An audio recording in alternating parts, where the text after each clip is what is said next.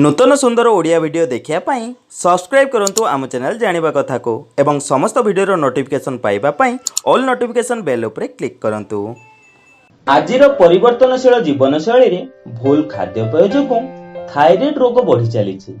बोधहुए आपण जानिथिबे थायराइड रोग को साइलेंट किलर मध्य कहा जाए, कारण थायराइड रोग गोटे एमिति रोग अटे जहार लक्षण बहुत विलंब रे जणा पड़ी थाए। एबे जानिबा थायराइड रोग कौन अटे। बहुत कम लोक जानिथिबे थायराइड रोग पुओं तुलन में झीओं को अधिक मात्रा रे होई थाए।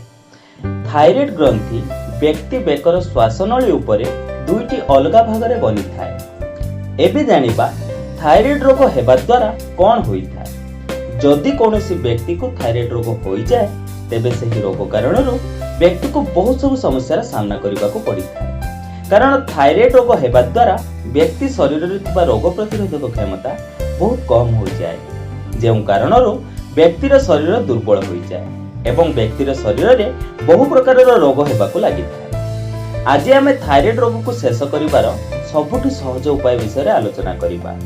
एही उपाय द्वारा आपण थायराइड रोग बिना ऑपरेशन रे भलो करि परिबे। एही उपचार पई आपण को आवश्यक गोटा धनिया।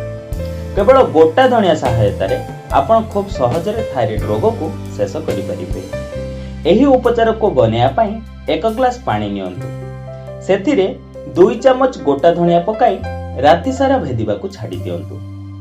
सकाळु उठी एही पानी को कोनोसी पात्र रे रखी फुटेई दियंतु।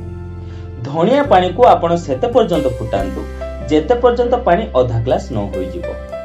तापर एही पानी को छाणी दियंतु। एबे एही पानी को सकाळु खाली पेट रे सेवन करंतु।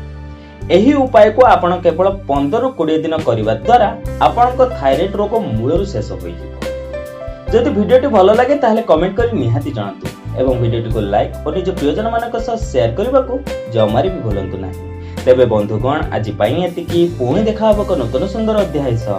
धन्यवाद।